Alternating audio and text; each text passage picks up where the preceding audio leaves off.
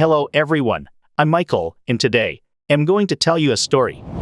What is something that is expensive, but only owned by poor people? Story 1. I remember I had an old Chevy truck that cost so much to maintain and keep fuel in that I couldn't afford to save for another car. I literally kept me broke until I eventually joined the military and could afford a different vehicle. Crappy cars are more expensive than you realize. Story 2. I was leaving an abusive relationship that also ruined my credit, so my parents bought me a car so that I could survive once I got out. They overpaid and spent $3,000 on a 2002 Toyota Corolla with over 200,000 miles on it. It was a nice gesture, but I'm now stuck paying them back every month, and I have spent over $1,500 in repairs on this car in the last year, and it's still not running like it should. There's no way I could find another sucker to buy this piece of junk, so I'm stuck with it until I can pay it off or until I fix my credit. What a mess. Story 3. I was recently looking for a recliner for short-term use following surgery where I was told one may be most comfortable way to sleep for a couple weeks. I looked at rent-a-center I would only need for 4 weeks or so, and saw some and their terms to own and payments, MSRP they show, etc. was something like a year of payments at $25 for a supposed $549 chair. But then I googled the same chair and saw it for sale at a bunch of places for $299, not the inflated manufacturer, MSRP, they benchmark against. I imagine they do the same stuff to appliances and TVs, etc. 2. Story 4. Well, at my job there are a few people who I'm aware of their salary. They make around $25K a year after taxes. One of them somehow has a lifted Ford Raptor that I hear is like $50K. He recently acquired a motorcycle too. He probably thinks it's cool, but he's likely eating the dirt off his tires because he can't afford anything else but those payments and insurance. Story 5. Poor people not only have a lot of kids, but they also tend to have them much younger than their wealthier counterparts. A lot of people like to assume it's because poor people are too dumb to understand birth control. So I'd like to offer a hypothetical perspective on this. Imagine you're a 17-year-old girl, growing up in poverty. You're not the best student, so even if you could get financial aid for college, you're afraid you wouldn't do very well anyway. Plus, you need that time to work and make money, and school so far has only gotten in the way of that. After, if you graduate high school, you'll probably work the same minimum wage job you've been working, only now you'll get more hours. What do you have to look forward to? What's within your grasp that would make you something meaningful? Well, being a mom is pretty important and special. Everyone celebrates a new baby. Plus, like any 17-year-old, you're eager to show you're an adult now. And what could be more adult than being a parent? So yeah, you know about condoms. You and your boyfriend use them sometimes, but not always. You know that the clinic will give you birth control, but you gained weight and felt sick when you tried it. So you don't bother with it again. Plus, it's a whole bus trip and a bunch of waiting, and you have better things to do. You're not planning to get pregnant, but when you end up that way, it's not some sort of death sentence. Abortion is expensive and scary, to say nothing of whether it's even accessible to you, or whether you or your family has a moral objection to it. So that's not really an option. And after the first couple weeks of anxiety, you start to get excited about how this could be a good thing. People are nicer to you than they've been in years, checking up on you, asking about the pregnancy and the baby. You're something now, you're a mom. Story 6. My ex was a manager at a supermarket in a low-income area, and he and an employee would drive around every couple of weeks to collect stranded shopping carts. He told me stories of finding carts used as all kinds of shit, including dog cages and a grill. Someone turned a shopping cart over on top of a fire pit and grilled meat on it. Innovation. He didn't get that cart back. Story 7. I'm a paramedic, was badly injured at work last summer, and my life has been a waking nightmare, literally, because I couldn't sleep, because replacing my bed was impossible. Not only are they unreasonably expensive, but we ended up going through 3 different beds before we finally found one that didn't make my back pain worse. We finally found what may have been the magic bullet a week ago, and I could cry. I'm so grateful. Story 8. Just paying rent, where I live mortgage is way cheaper than getting a house, but they don't give me a mortgage because I don't earn enough, so I have to keep renting. Expensive places making it take even longer for me to save up. And in my situation, getting a better paying job is difficult. I swear this world is made for the rich and middle class.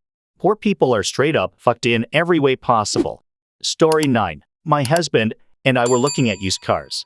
The hungry young car salesman told us he had something really special in the back. Walks us out there and shows us a Chrysler 300 that the former owner had bought, huge, chrome 22 wheels for. It's every homie's dream.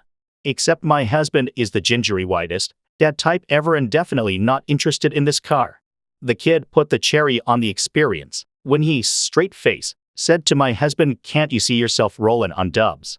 My husband looked at me, totally lost and trusting me for translation. I was helplessly giggling at how badly the salesman had misread us, and we left. Now, every time we see a car with big wheels, I ask him if he'd like to roll on dubs. Story 10. In high school, was hanging out with a friend while he was installing a new stereo speakers in his truck.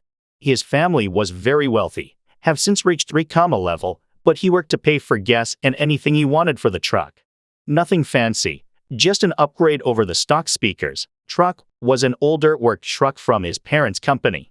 Another friend comes over in his current year model Z71, blacked out, chromed out, lifted, tinted money pit of a truck. His family is very much working class poor.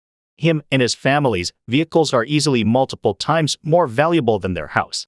He starts talking shit about my friend's fairly beat up truck, how much nicer his is, etc. This goes on for a while.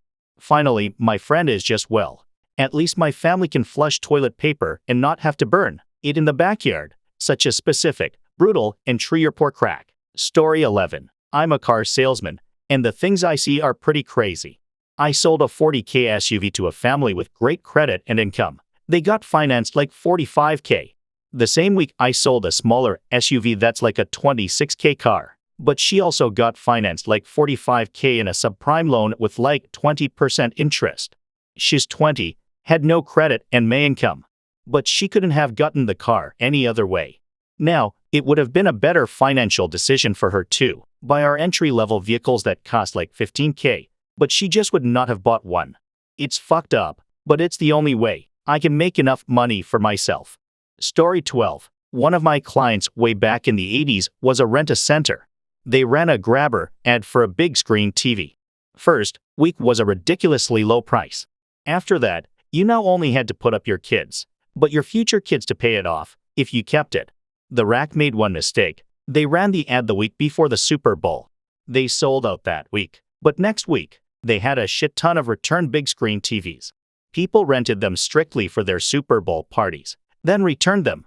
Story 13. I was going through a divorce in another state and knew I was going to get my furniture at the end of the process. So, I rented a cheap couch for like $10 for 2 to 3 months to put in my apartment until I got all my stuff.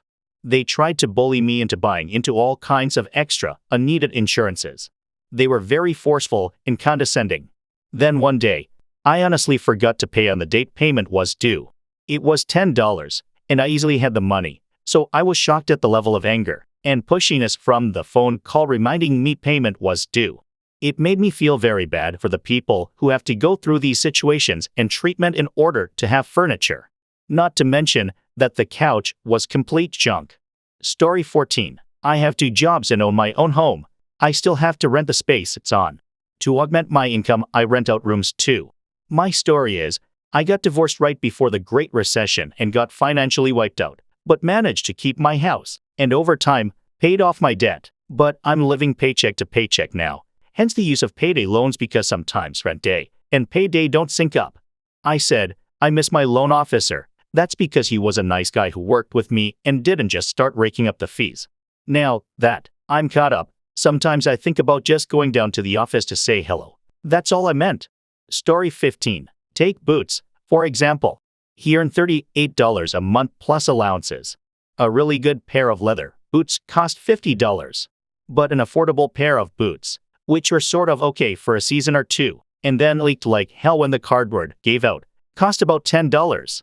Those were the kind of boots Vimes always bought, and wore until the soles were so thin that he could tell where he was in Ankh-Morpork on a foggy night by the feel of the cobbles. But the thing was that good boots lasted for years and years.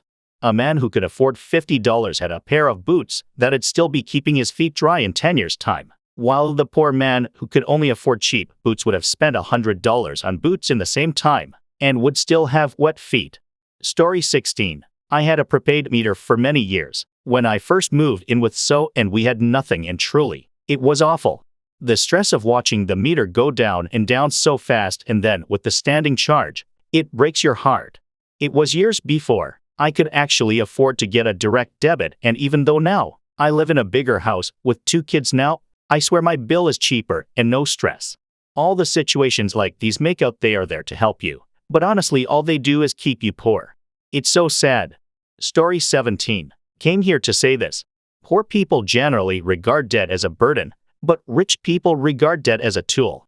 A common reason for a rich person to take on debt is liquidity. They may have a lot of wealth, but if it's all tied up in investments that cannot be sold at the drop of a hat, they may borrow considerable sums, leveraged against those investments, to make ends meet.